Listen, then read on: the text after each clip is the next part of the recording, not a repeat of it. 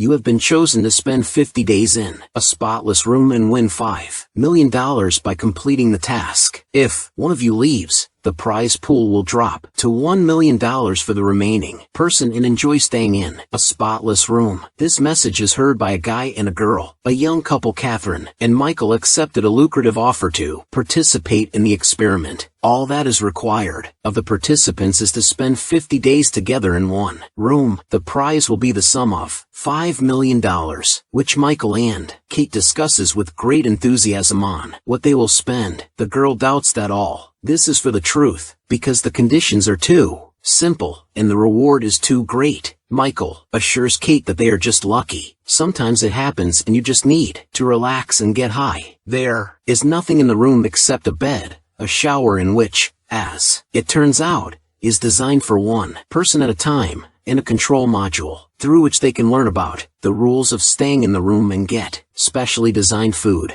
The light turns off automatically at 10 o'clock. Kate set the alarm for 7 o'clock in the morning. All these conditions for a couple seem a mere trifle, because the reward more than covers all the inconveniences. The next day they hand over all their clothes, and in return they get another one for what? Michael says that now they look like mentally ill. Catherine wonders why he's doing all this. He is a certain professor who is the founder of this project. As Michael tells earlier, this same professor found some unremarkable family of middle America. Dad was a pastor, mom was a baker, the kids went to the only school in town, and then he spent $150 million to see what would happen if he made them famous like Kardashian. The professor did everything for them, Hollywood PR stylists and any whims of his. At first everything worked. The children got important modeling contracts. Dad starred in commercials and TV series, and mom became a factory manager. But then she shot him when she found herself in bed with another woman and went to prison for murder. Her son went missing, and her daughter died of an overdose of some kind of muck.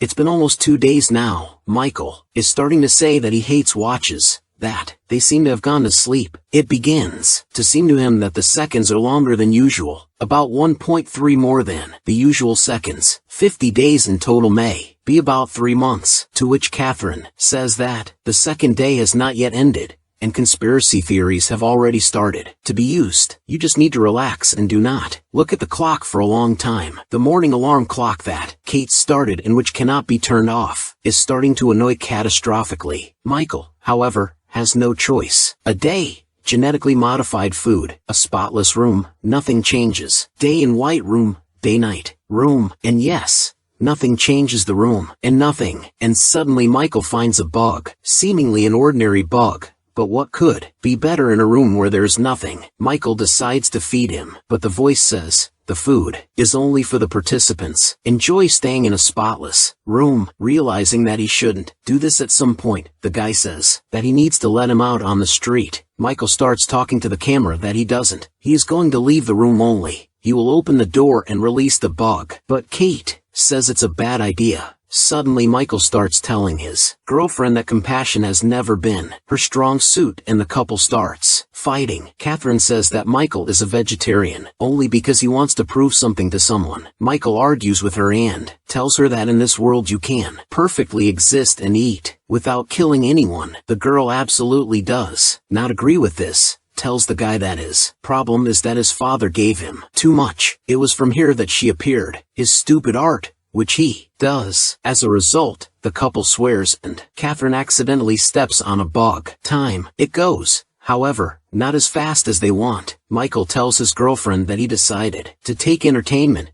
He read in the rules that everyone can take 2, but it will cost $100,000 of the prize money. Next we see how Michael gets a green chalk as entertainment, at the same time donating the amount of $100,000. To which Catherine says that this amount will be for Michael's share. Having received the chalk, the guy willingly gets down to business and begins to paint all the walls white rooms, and at some point Catherine asks her to draw. Michael offers to draw her image with an artist's eye, but the girl wants a natural portrait. As a result, Catherine says that Michael is simply not able to draw her natural and is doing nonsense, then offending her boyfriend again. After the chalk is over, boredom comes again. Kate realizes that she was overreacting. apologizes for behaving like the last trash. The situation begins to escalate after Catherine finds a loaded gun in the bathroom and starts saying that over them they're being bullied, hinting at the same time that they will have to use it sooner or later. As a result, without figuring out how to get rid of the gun,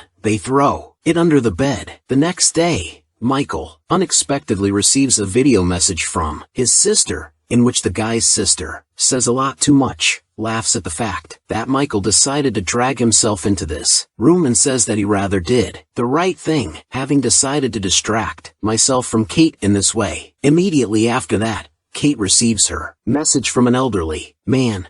The girl reacts extremely negatively and says she doesn't want to hear it. An elderly man tells that he is in a nursing home, that everything is fine with him, and starts singing a children's song, tells that he loves Kate very much. The next day, the girl admits that she lied to Michael about her father. She is ashamed of him, and there are good reasons for this. As it turns out, Kate's father drank their house and deprived the girl of the opportunity to grow up a normal person. Catherine gets depressed over the situation with father, and Michael is almost crazy about idleness, trying to cheer Kate up to nothing, which does not lead to, and at some point, Michael says he doesn't think he can handle it. Catherine begins to worry that Michael gives up and tells him to take the second entertainment, which will cost $250,000 already. And this entertainment turns out to be a naked girl. And here the most interesting thing begins. When Catherine comes out of the shower, she sees a completely naked girl, and Michael begins to justify himself, even though he is not to blame for anything. The girl is represented by the name Simone. Also says that she is not aware of the Immaculate Room. The agent found her work. One of the conditions in the contract was to be completely naked. Catherine begins to get very jealous. She sees that Michael, although he does not show it,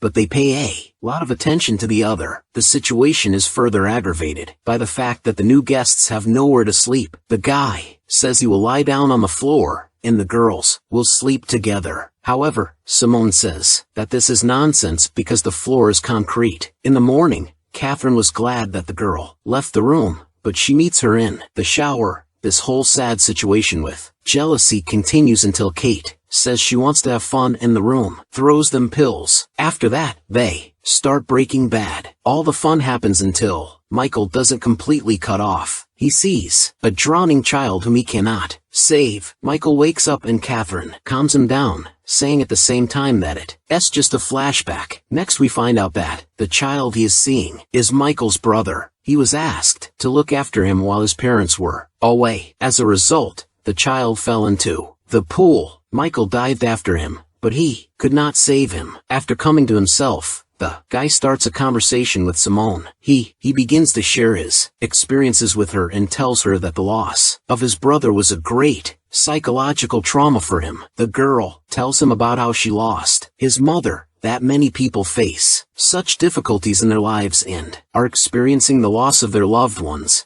At this moment, Catherine wakes up. She finds them holding hands and gets jealous again. She says, "You always hold hands when you chat." There was nothing like that. The girl starts insulting Simone, and eventually, another one, to spite Kate, says that there may have been something between them. The following day, Catherine doesn't find Simone, but finally, she is glad that she left the room, but then discovers an inscription on the wall. "I've never had such amazing intimacy with a man." Michael immediately begins to say that this is nonsense and that he is not with her. Slept. Kate says Simone looks like his ex, and it's no wonder he coos so sweetly with her. Michael explains to her that it's all a room. The organizers are playing with her and trying to bring her to emotions, to which Catherine replies that there are no emotions. He was the one who slept with Simone, making her jealous at the same time, completely losing her mind. Kate pushes Michael and he hits his head on the corner walls. The girl immediately rushes to him and asks for forgiveness, that she did not want this, and that it happened by accident. Michael begins to tell me that he never gave a reason for jealousy. He gave up everything for her, stopped communicating with his rich friends, and in return, received only reproaches and jealousy. After, Michael starts saying that he needs medical help. Catherine tries to explain that they don't have such an opportunity. If he leaves the room, then everything will end. Hearing this,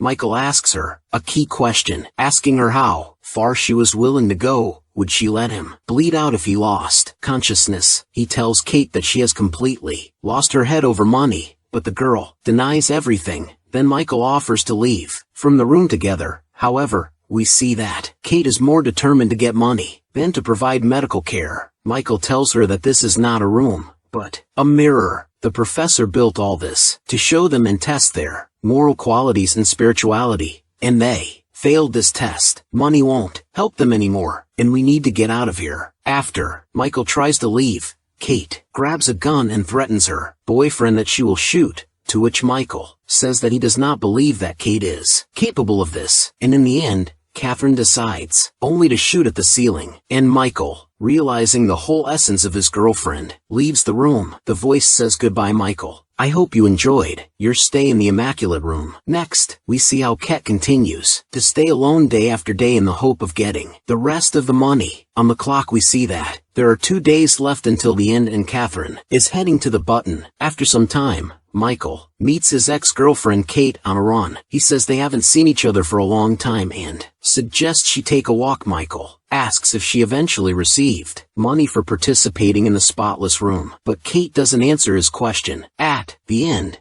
we are shown a sign on the building where Catherine came from, thanking us for anonymous donations, which hints to us that the girl did not leave the room after all, having received the remaining prize money at the same time. The movie ends. All bye.